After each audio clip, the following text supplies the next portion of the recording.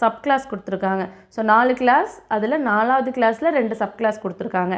So 4வது கிளாஸில் உடைய சப் கிளாஸ் என்ன கொடுத்துருக்காங்க அப்படின்னா, இப்போது ஒருத்தருக்கு வந்துட்டு ஒரு தண்டனை கொடுக்குறாங்க. அந்த தண்டனை எப்படி இருக்குது அப்படின்னா, ஆயுள் சிறைக்கு தீவாந்திரம். அதாவது அவங்க வாழ்க்கை ஃபுல்லாக சாகிற வரைக்கும் நாடு கடத்தலே தான் இருக்கணும் அப்படின்ற மாதிரி ஒரு தண்டனை எந்த சட்டத்தில் கொடுத்துருந்தாலும், அது வந்துட்டு இப்போ அமலில் இருக்கிற சட்டமாக இருக்கலாம், இல்லைன்னா ரத்து செய்யப்பட்ட சட்டமாக கூட இருக்கலாம்.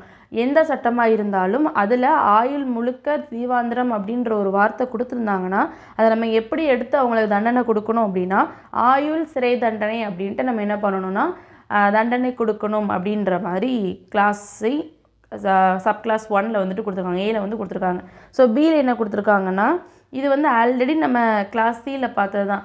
1 மாதமோ இல்லை 2 மாதத்துக்கோ நாடு கடத்துதல் கொடுத்துருந்தாங்க அப்படின்னா, அந்த இதை வந்து நம்ம நாடு கடத்துதல் எடுக்காமல் அதை விட்டுறணும் அப்படின்ற, 1 மாதத்துக்கு எதுக்கு நாடு கடத்தல் அப்படின்ற